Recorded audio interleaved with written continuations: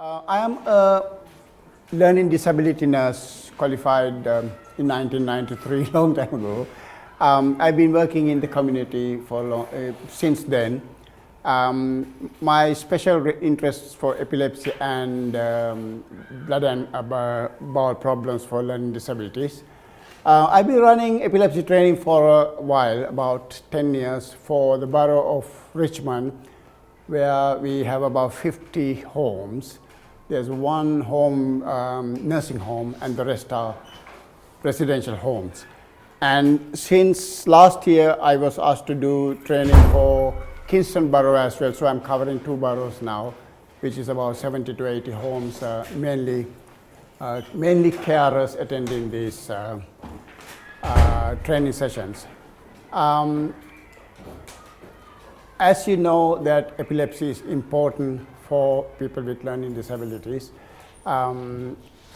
It is getting very popular because the managers and CCG providers understand that there's less hospital admissions, better quality of life for people if you manage epilepsy well in the community. I also support the epilepsy specialist nurse. Sorry, can you see? And I have to sit down. Sorry, I got a foot problem. Otherwise, I would have.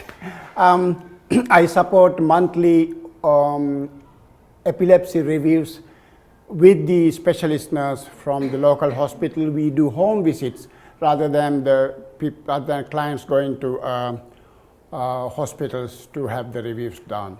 So that's about 55 people in Richmond and about 50 in Kingston people. Right, to start with, I'm from Yourhealthcare. We provide services to NHS.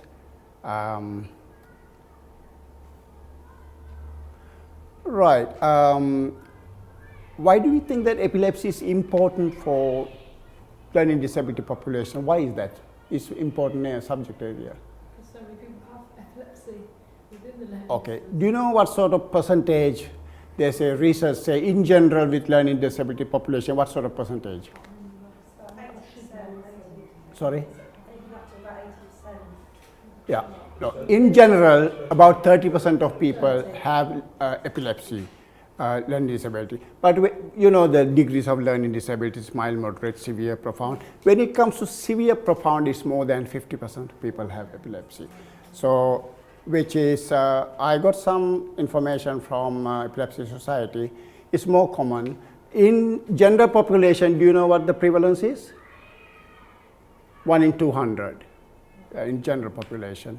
So as it says, about 32% mild to moderate, or in general LD population about 30%. It says more severe learning disability, I'm talking about severe and profound, so it's more than 50% according to research. And also when you look at people who suffer from epilepsy seizures, there are about 20% of them have a learning disability, right?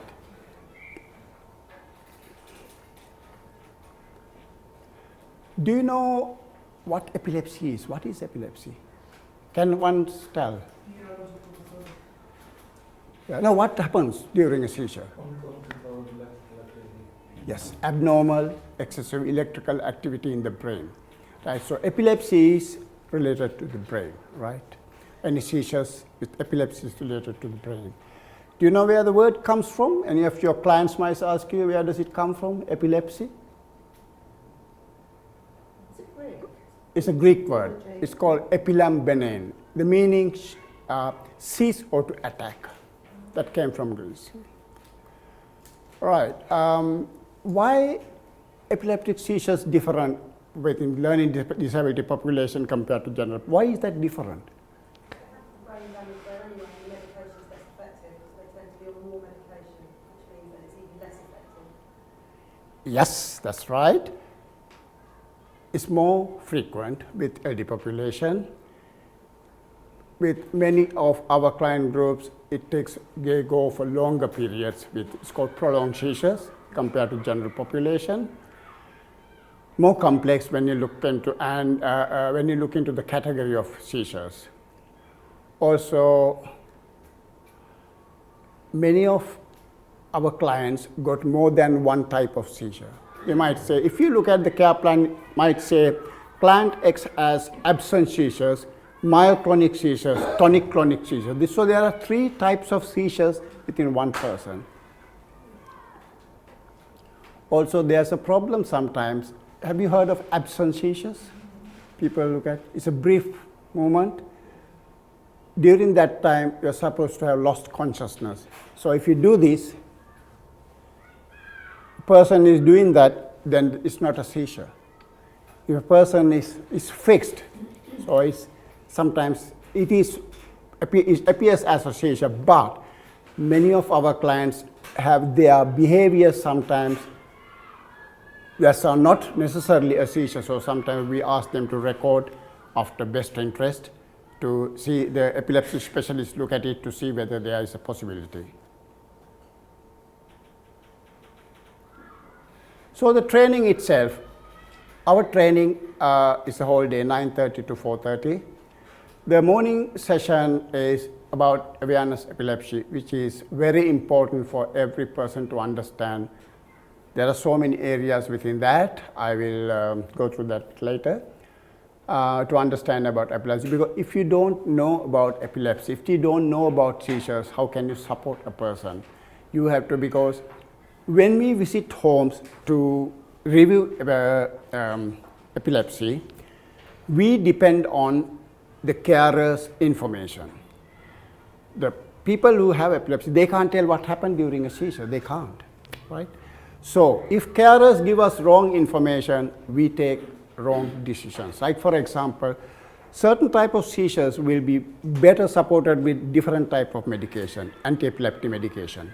So if we get the wrong information, we will not, may not give the right support.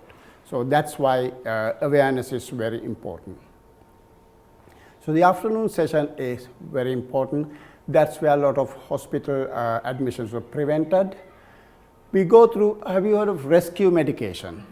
Rescue medication is, we are talking about rectal diazepam. Now very few people are using rectal diazepam, but we're talking about Buccal Midazolam or Buccalam, right? Epistatus or Buccalam. They are given to stop prolonged seizure or clusters of seizures. Do you understand what clusters of seizures is?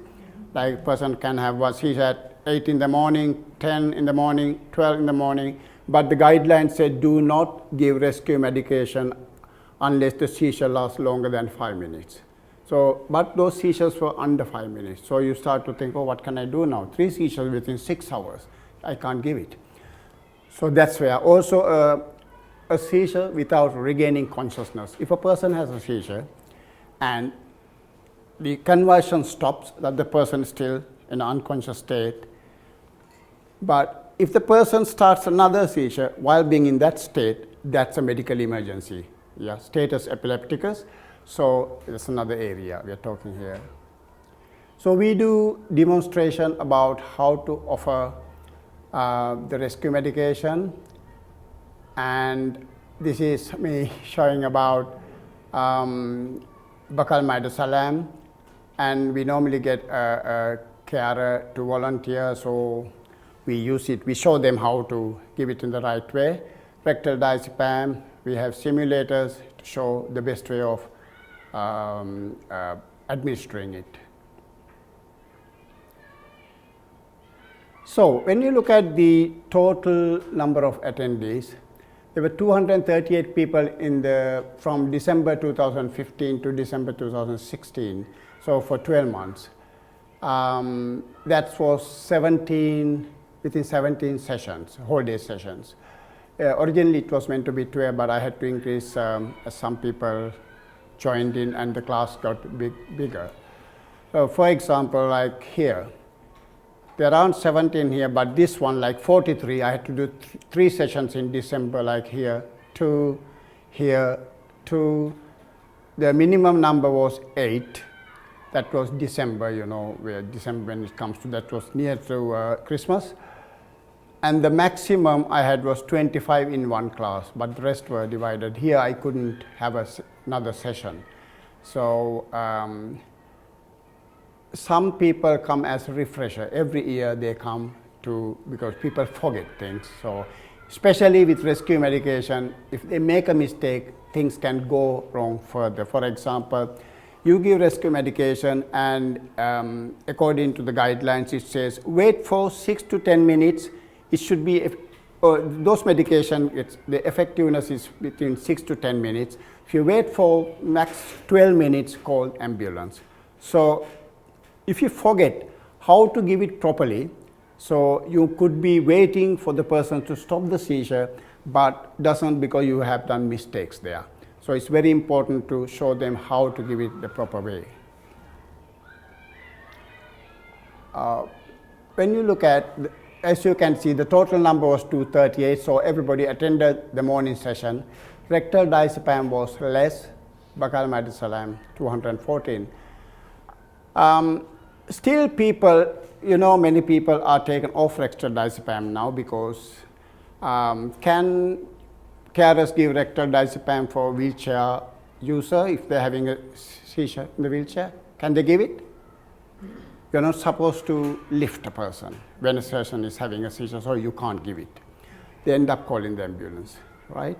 That's one of the reasons why Buccal Midazolam started to get popular, because you give it to the buccal cavity, so wheelchair clients, and we mentioned earlier, when it comes to severe to profound learning disabilities, that's where the highest number of epilepsy is prevalent. So they are the candidates for this Buccal Midazolam. And also, some people, even though they have removed the rectal diazepam is discontinued, they still come to sit for the training to get a certificate, because CQC now checks certificates whether they have been trained. They still come because few of my clients had to go back from buccal to rectal because of severe excessive saliva formation during a seizure. So seepage takes place, then Buccalam, the effectiveness is reduced, they can't give a second dose, right? So that's why. So who attended the training? Within my organization, we offer that training. So we're talking about student nurses here. They are student nurses from all different categories, like not only learning disability, it's adult and any other. NDS means my service, neurodevelopmental services. Our nurses, my fellow nurses, they attend. We have nursing home within the organization, all those nurses and carers, physiotherapists, doctors, psychiatrists mainly, they attend the training. Speech and language therapists, because it affects all their assessments. Epilepsy can affect their assessment. People can't talk, people get dizzy because of the medication problems, side effects. Psychologists go to do the assessment, dementia assessments. They say, oh, the person is very dizzy, disoriented. They don't know it was the medication causing the problem. So epilepsy can affect on all other people's assessments. You see, only a couple of the doctors came. Do they get some sort of awareness anyway in their training, or are they going to rely on the specialist neurologists to sort of take the lead in that? Or? Okay, specialist neurologists, whoever gets the information, doing the recommendation depend on what they hear from the carers, right? Or if the person can speak. We have people who are diagnosed with epilepsy, clients who live on their own. But then we have to depend on when they say, now recently a guy said, oh, I had 2 seizures. I asked, when did you have it? Oh, in the lounge, I was sitting down. I said, how long, do you know roughly how long? No, I don't know, I got up. So, important information. So then my next question, were you watching telly? Yes. Can you think, was still the program was there? Oh, yes. When you had the seizure, when you forgot, was the program at the beginning? So that was give a rough idea about, if the program is 30 minutes, when he woke up, it was halfway the program, so I can think it was whether it's a 20 minutes duration or whatever. But some people can't give that information, so things like that. So doctors come, they want to know what really happens, the nitty-gritty things, what happens, what the carers need to know when they ask, for them to ask questions when they meet carers. Because sometimes there are certain questions they don't think are important. That's the thing. I mean, I've met quite a few GPs who have got a very, very basic understanding and will just say, oh, you know, we'll speak to neurology about that. And in that moment when the person's come to see them, they can't really give any proper useful advice. They will say, oh, we need to wait to speak to neurology. And although, obviously, neurologists are very experienced, it would be great if the GPs on the ground could have a little bit more knowledge. Okay. So it's just interesting to see the numbers, you know, the differences. Yeah, yeah. But I understand time constraints. Our psychiatrists come because they know it's popular. They want to know why it's popular. Yeah. So they always say, oh, it's good. We didn't know this thing, or things like that. GPs, you're right. GPs don't want to take responsibility. They say, I have to make a referral to neurologist, right?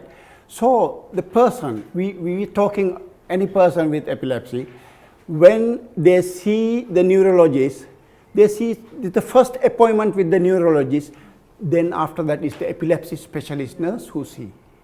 It's just the first appointment with the neurologist. Yeah. After that is the specialist nurse looking after the person, yeah. So when you look at the carers, like homes, I said there are about 70 homes. You can see the majority, 177 people as their support workers. As you know, very rarely you find nursing homes within learning disability. Whole of Richmond we have 1 out of 50 homes. So they are non-qualified people, these support workers, they are not nursing qualified. So that is where we are talking about the knowledge about the medical side of it. Some people come straight from school, so it is very important for them to learn. Student nurses who are within learning disability pathway, home managers are getting quite a big interest now, because although they don't support directly people, many managers, they don't have direct input for clients. It's the carers they depend on, they're in the office. But they want to know, they want to know what it is, what epilepsy, and what the carers has to do. Otherwise, they cannot question a carer if they do something wrong. If they don't know what's happening, what they learn. So that's very important. That's why managers started to come. There's 12 managers attended in that period. Parents start to come because they understood from the carers. I also tell the parents, because many clients go home for the weekend or they take them on holiday, they have to have an understanding, and also the consistency of supporting. Rescue medication. So they take rescue medication home, but they have never had any training. So it is very important for parents to know as well, siblings to know what they are doing. So very important, we were quite happy. We went through all the evaluation sheets. We give from number 1 to number 5 for the overall, that's the last one in that sheet, about overall satisfaction about the training. What we found out was 81% put it as excellent and 19% good. That means people liked the contents. People knew there is a value. You won't come to a training or come back to a training if there's no value for you. You have to have a gain from something you attend, unless the managers push them. But again, they are very happy when they come, because none of them have slept. That's the important thing. So it shows quite good. So that how can a training be satisfactory or interesting for people? It's the contents, isn't it? So what I do is usually I go into what happens in a day-to-day situation. What you come across, what is the help for that? That is what carers are interested in. Okay, for example, the training gives overall. There are, as I said, there are people coming just right after school, then up to management level, right? So it should cover things from the scratch. We use a lot of video presentations, so especially for seizures. when you want to show a person having a seizure, you have to show what happens here. You can't, it's difficult to explain. You can demonstrate, but it's better to show a real seizure there so people can see what's the difference from absent seizure to myoclonic seizure, from myoclonic seizure to tonic-clonic seizure, because then that is the only way they can record properly. So we go by the records to look at how many seizures, what are the seizures, if there are any changes to these seizures. Group discussion, very important, because people, I talk about the confidentiality, they shouldn't be talking this, but I tell them you can come out with your own client's problems. What you see here, if it's different to what you hear, so say why, so then we will talk about it. Yeah. Also, we can learn from each other. Some carers come out with ideas that's quite good. Practicals are very important. As I said earlier, so it highlights the day-to-day problems. So that's what carers are interested in, right?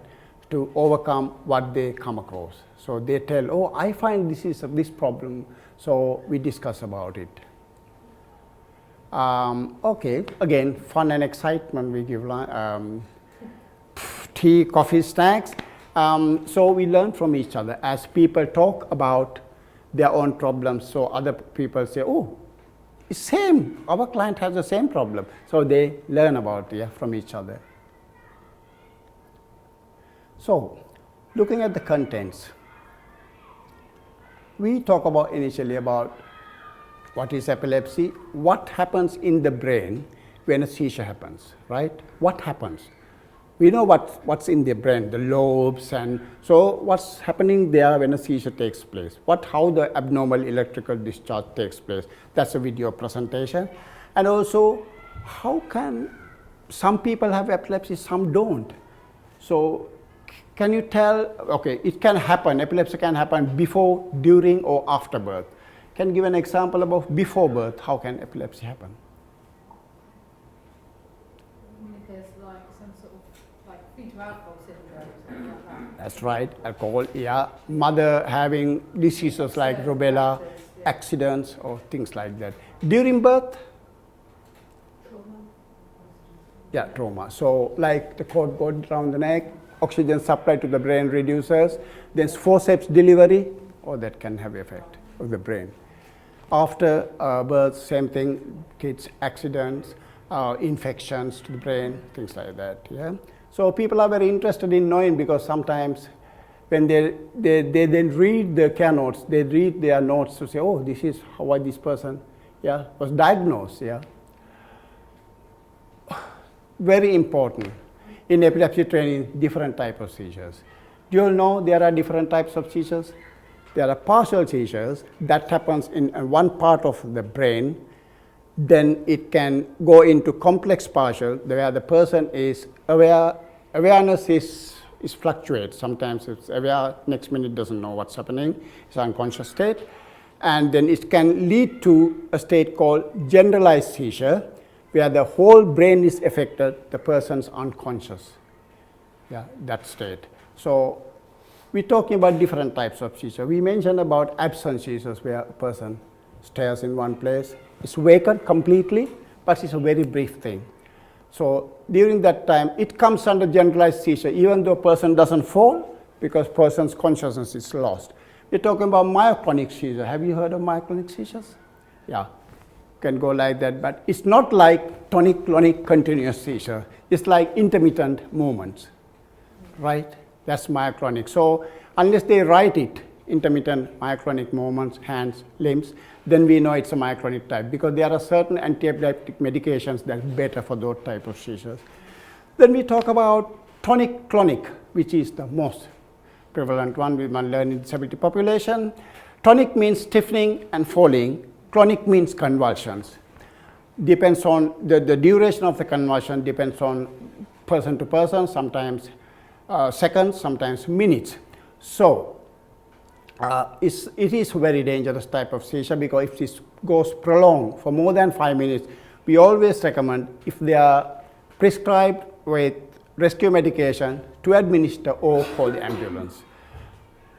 Then there are some people have just tonic seizures. Tonic means stiffening and falling. When you go stiffen and head goes back, normally falls backwards. So, but they don't have, after falling, they don't have convulsion, just stiffening and falling. So you might think it's a blackout, but that's actual seizure. So the tonic-clonic always generalised seizures? Then the tonic-clonic, yeah. I'm talking all these absence, myoclonic, tonic-clonic, tonic, and the last one is called atonic. Have you heard of atonic? It's called drop seizures. Have you heard of drop seizures?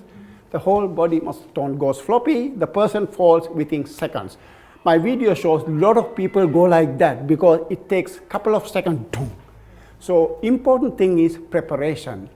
Let's say we have clients, they have drop seizures. There's a client who always used to go in the morning to the local shop to get the newspaper. That's the only thing he likes to do. So, and you know about seizure warnings. Some people have warnings before a seizure. They have this bizarre behavior, walking here and there, going to people, holding onto their hands, things like that. So the carers asked me, what can we do if we know the person is going to have a seizure? So I said, okay, explain to the person to say, you are having some sort of behavior there, yeah? You are showing that you are going to have a seizure today, yeah, this morning. So if you walk, and with a drop seizure, if a person drops into the actual curb, hit the head, they can die. People have died falling, right? Because it's so fast. So I say, okay, if you still like to go, you go in a wheelchair, we'll sing. We have the strap. So that way the person enjoys still. So we can adjust things till the people can manage. That's tonic-clonic drop seizures. Seizure triggers. Do you all know what can trigger seizures? There are seizure triggers. Any seizure triggers? Stress. Sorry? Stress.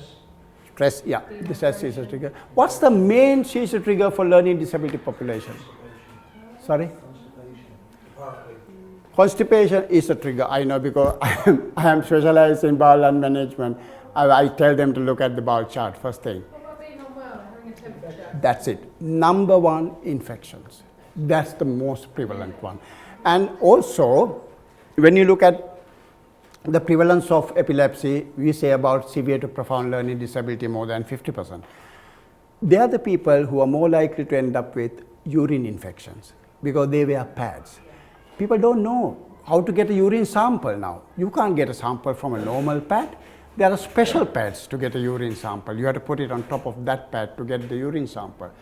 And the poor client can suffer because carers haven't checked the pad, whether the color and the smell of the urine, because they know there is something temperature, but they can't find. It's nothing coming from the mouth, nothing from the ears, eyes, so it's not ear, throat, anything infection. It is the urine. So that is why I said it's very important to keep an eye on those things. Stress, constipation, some people say flickering lights, that's the lower end of it, 3%. So there are various triggering factors there. Why is timing important? When you see your client having a seizure, why the first thing you do is you check the time. Why is that? So that we can record and look at how often someone's having a seizure and how long, and then know when to give rescue medication. Good. When to call the ambulance or when to give the rescue medication. Number one. Number two, look at the safety of the person. Person could be hitting head on the radiators. So best thing is not to move the person, but if it's a fixed thing like radiator, you have to move the person, otherwise move the table or something. So timing is so important. There are a lot of dangers attached with, we have people living on their own. There is a client who refuses to take a shower. He says, I must have my bath. Imagine he has tonic-clonic seizures. You go in the bath, you have a seizure, 2 inches of water is enough to kill, right? But the guy refuses. So we are now in the process of talking to the parents and see what we can do. We know he's at very big risk there. But he says, I never have a seizure in the bath. That's the thing. So we can't change there. So it is a big problem. Medication.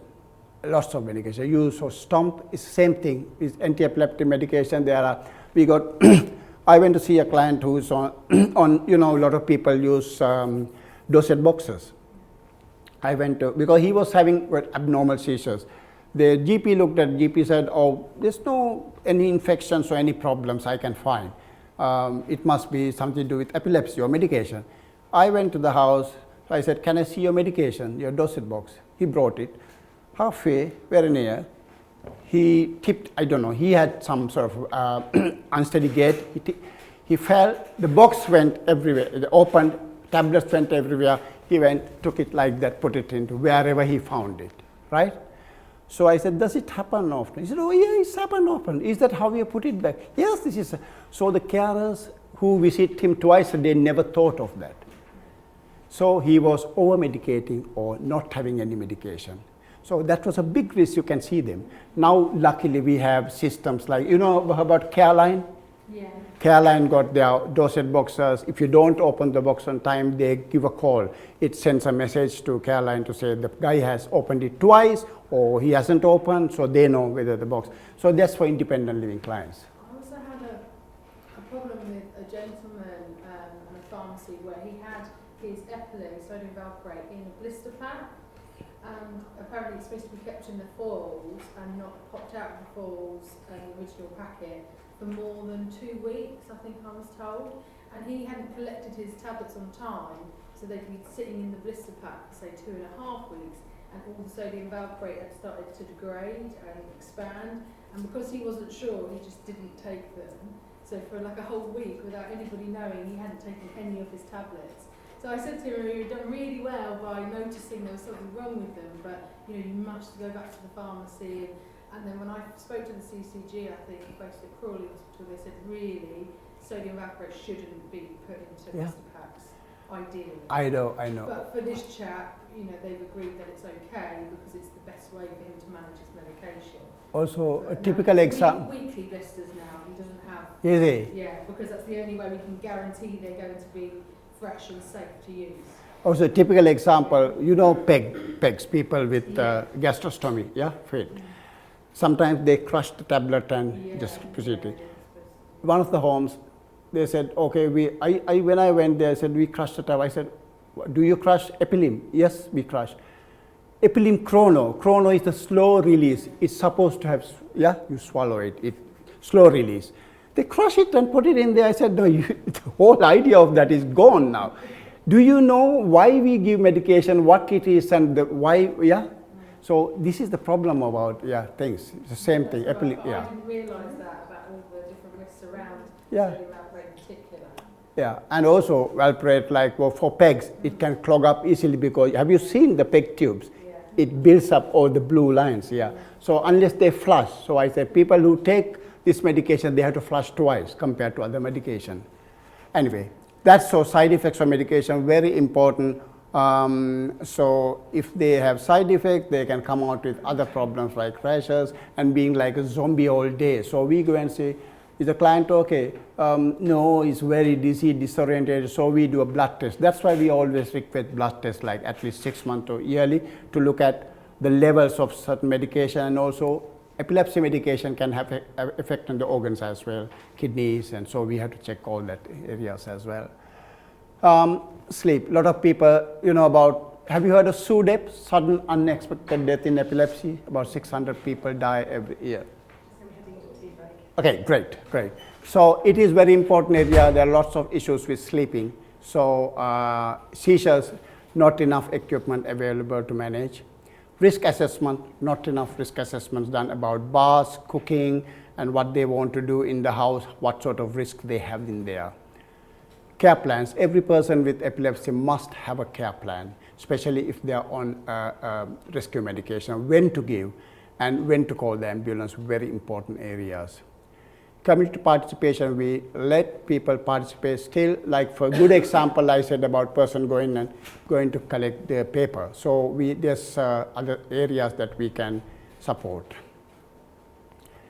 We go through about different investigation system, what EEG is, how EEG is, and how can we prepare a person. What's the difference of MRI to a normal X-ray? MRI, like for example, a person, it works with magnets. So any anything with magnet, like pacemakers or anything the person has, metal parts, then you can have an MRI, so that sort of situation. Okay. Hospital admissions have reduced because we have explained to people clearly what is expected from them to know about epilepsy. So it comes within the epilepsy awareness training. Seizures, we have people in the last 4 years, about 20% of people had no seizures for the last 2 years. So that's a great achievement because it's with medication. We call Keppra as a wonder drug. You know Keppra, levetiracetam is a recent medication, but it's supported so many people. But again, it can increase seizures for some clients. We had to remove that from certain clients. It increased seizures, but that's a really good medication. So this is one of the reasons why many people have no seizures now. So we got only out of 55, only 20 people on rescue medication. The rest are not because they're kept for more than 2 years without being used. So we say not worth having that because they are very expensive. It's not worth. They have 112 pounds for 4 tubes. So compared to rectal diazepam, which is about £2.78. So GPs say no, if they are not using, call the ambulance. It's better to call the ambulance. Diazepam, and that's Buccal Midazolam. So as the rescue medications, end of the day with the training, the most important thing is the carers to understand what to do and for us to give the right support for people to have the best quality of life to live in the community. Okay, if any questions? I know the tea is ready. Anything you asked, yeah. Are you okay? Is it clear or? Yeah. Okay, Yeah, great. Okay, thank you for coming for the training. If you have any other things you want to discuss, is there your contact details? Yes, I will. Yeah, there are handouts if you want.